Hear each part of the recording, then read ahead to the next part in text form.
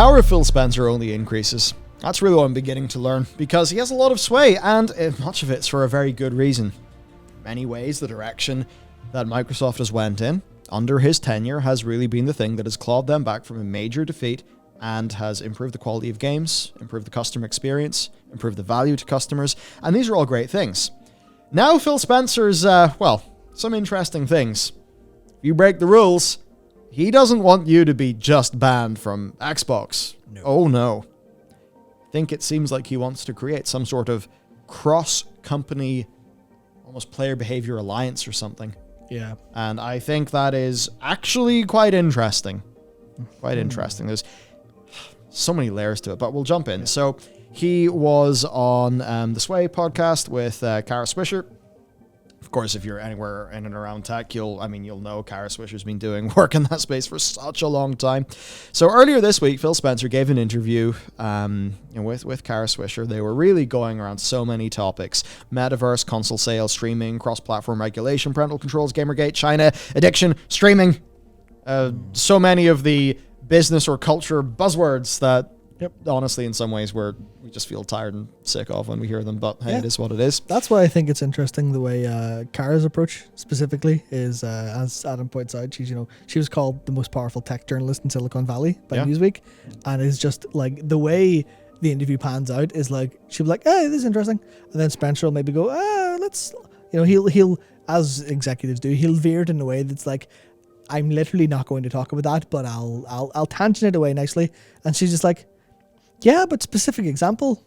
Oh, it's specific example, double down on question. And you're like, nice. No, you're not going to escape from Kara. I think that's why so many people sort of enjoy her interview style. Oh, it's great. Like even, I think it was her interview with Elon Musk, where there was the things that he clearly would be not wanting to talk about. Yeah. And I think she pushed it as far as she could without him walking away from the interview. And I was like, you know what? I just appreciate you fucking going for it, Kara. So anyway, Kara Swisher kind of takes Phil to task in a few different areas, which, is a hell of a lot more useful than in some interviews that we end up getting. So no wonder she's called the most powerful games journalist. And we're going to dive in and learn a hell of a lot more from Phil. On the topic of hardware sales, an interesting little thing here. The X and S have sold more than any previous generation of Xboxes. An interesting tidbit here. Phil said that they actually sold out of consoles in March, April 2020. So that's not the new consoles. Like, just all the Xboxes were gone. No more Xboxes. Wild. Of course, with the pandemic. That was, of course, before the new consoles came out. Yeah, that's actually interesting, because the only story you really heard around that time was Animal Crossing and the Switch exploding. I think all of the other ones kind of fell under the radar of that big massive, Nintendo have won the pandemic, which is obviously a grim thing a grim way to put it, but that's interesting to me. So he's actually saying that supply is as big as it ever has been. It's just heightened demand that's continuously outstripping supply. Interesting. I'd imagine that Microsoft get to be far more of a premium partner. Here, like a good example. So this shortage, it's impacted like all the car companies. But it's impacted Tesla perhaps the least, because they didn't cut their orders. Now, part of this is because for some reason Tesla's sales, I think I know what the reason is, but their sales were great throughout the pandemic, where a bunch of other car companies had big losses. But that basically meant that they kept their commitments with the chip manufacturers. And I think there was just then instances where Tesla could continue to get their chips, where the other people who canceled their orders would obviously be a lower priority. Yeah, they have to fit in now. Yeah. So if you look at this, perhaps while it has held them back by being a very large volume, partner, that they probably are okay there. But yeah, the demand is basically just mad, and that's something that I think we obviously know is very much the case. Now, when asked whether supply chain crunch hinders the ability to buy consoles, he basically said, it definitely factors into their work. It's almost less an entertainment job and more a supply chain job at this point, which isn't really what his background is. That's an interesting thing. Good example, Tim Cook, Tim Apple. He, big supply chain man. Big supply chain expertise, I believe, from his past. And that's probably why, obviously, their size as well. Apple seemed to have been like largely, outside of some delays for stuff being released, they haven't really been like, sorry, we're out of stock of this shit. As far as I've seen, it's just been, Yeah, we've got enough. Don't worry.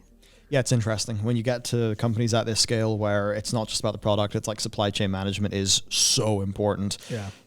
So yeah, he basically ends up saying it's multi-step and it's kind of a 24/7 job for the team right now. Yeah, that's what I actually was really kind of opened my eyes when I read this bit in the interview. Like, that's really cool that, like, obviously we've understood it, but that the supply chain issues are happening, but it's always been kind of, yeah, we're looking at it, or there's not much we can do. But it kind of opened my eyes to all of the little things you can do, all of the very small things you can do to optimize the experience, and why, if they're going to win, it's going to be on literally micromanaging where their consoles are going. Whenever I suppose you could look at PlayStation's complete lack of success in Japan for that, where they're like, oh yeah, the demand for the PS5s in Japan is there. It's just they are a low priority for supply. So it looks like the sales in Japan are absolutely garbage, and they are, but it's not entirely because demand's tanked that low. It's literally they're like, no, we'll give it to Westerners instead, effectively. At least that's my understanding of it, which may not be necessarily up to date, but that's what I was reading a while ago. To move on to the Metaverse. Yay! Love it. I'll see you guys in the blockchain hills. All right, Metaverse. Let's roll. Spencer sees Metaverse as merely being an extension of virtual worlds created by video games, but it goes back further than that. For Spencer, the idea of a gaming-oriented meeting space started in the arcades.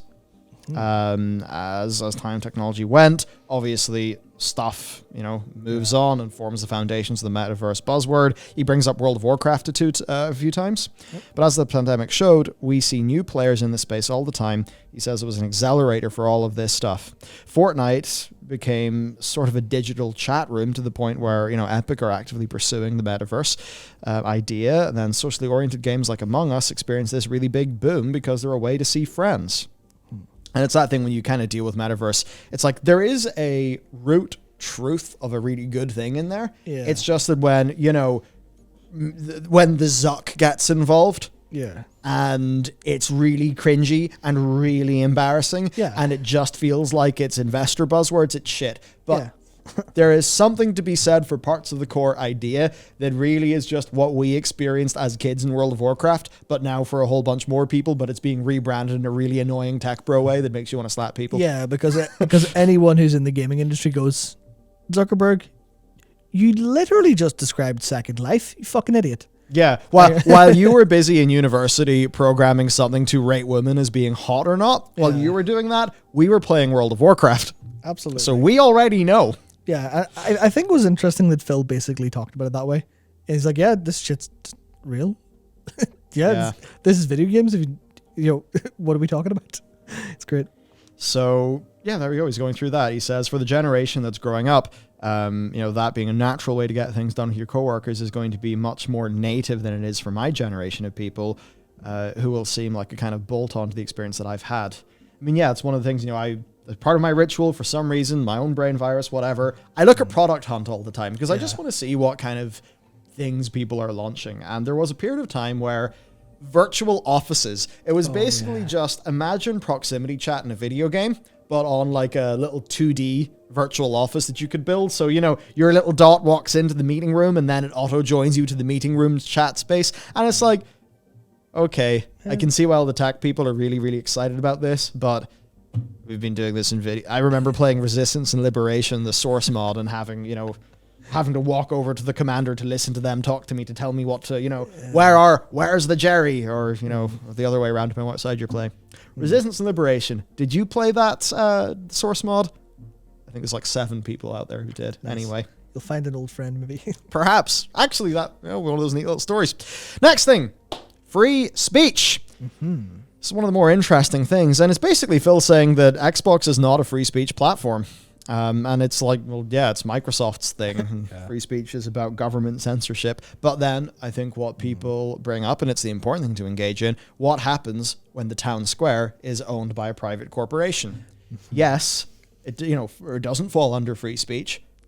But if a private corporation is now mediating so much of the conversation, what are the implications of that?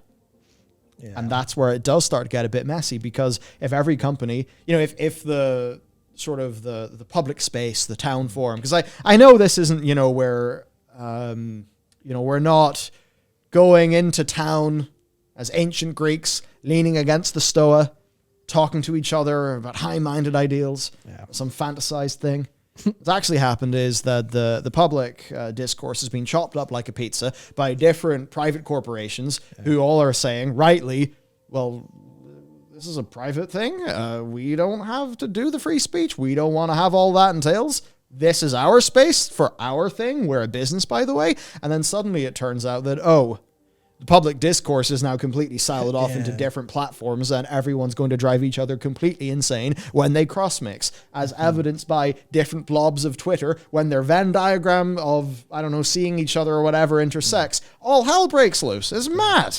So it's all a bit worrying. Now, of course, this discussion came up from a point about a certain gate. Oh dear, not that gate. Yep, that's it. Watergate. Surprisingly, no.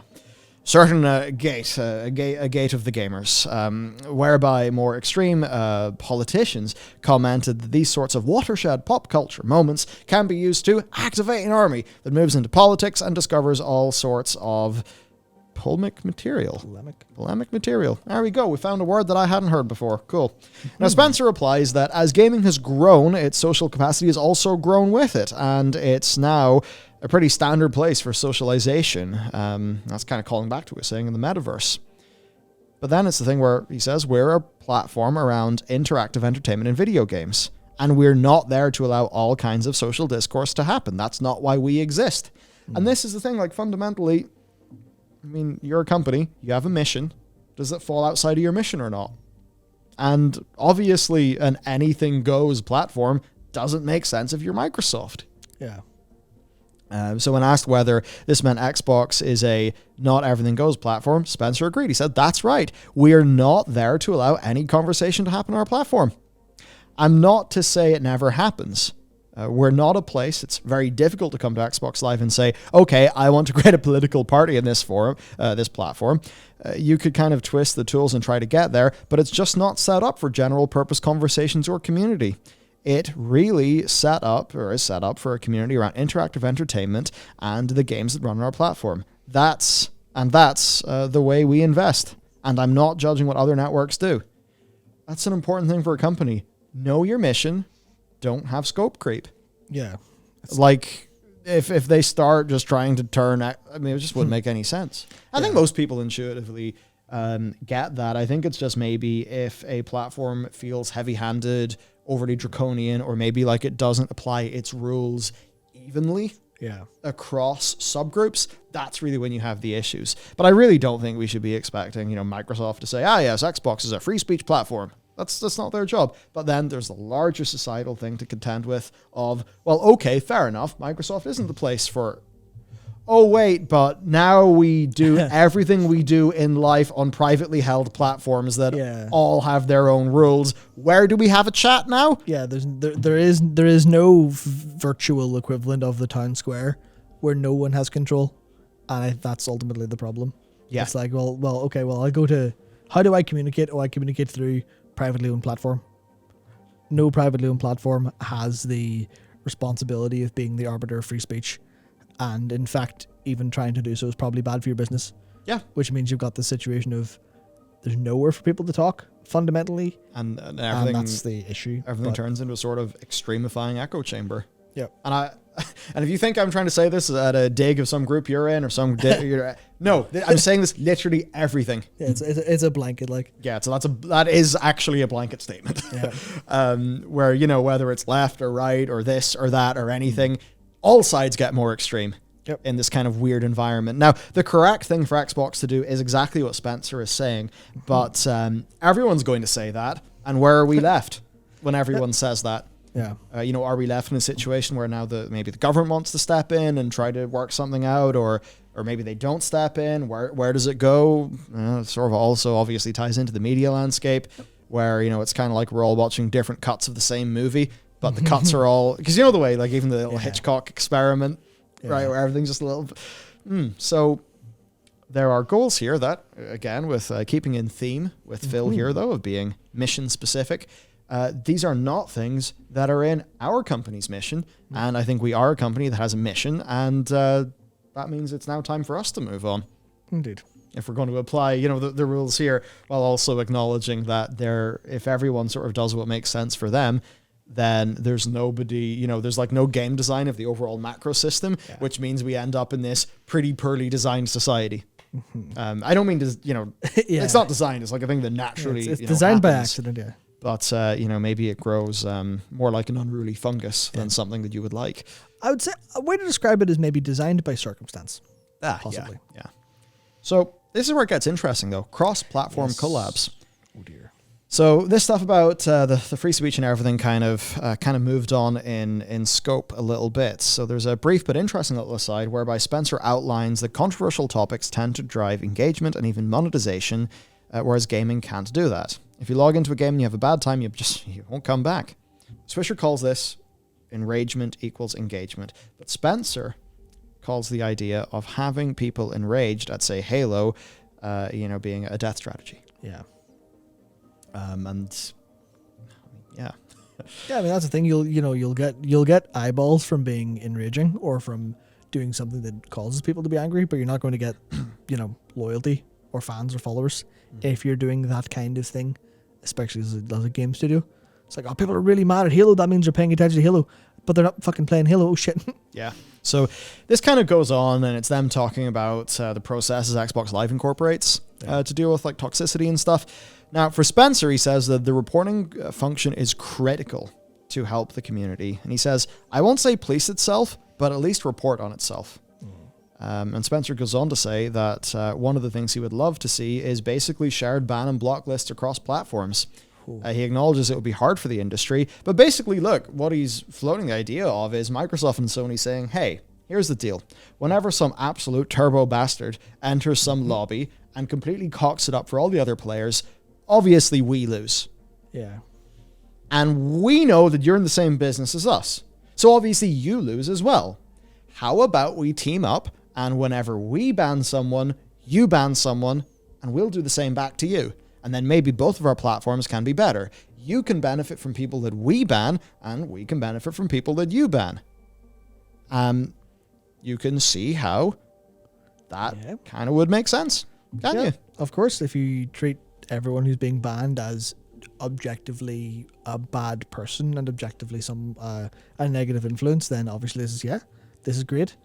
But obviously my first thought is, I don't know if excommunication from the world of gaming as a first port of call is very fair or balanced, relatively speaking. Obviously you can obviously go, well, you can just make a new account.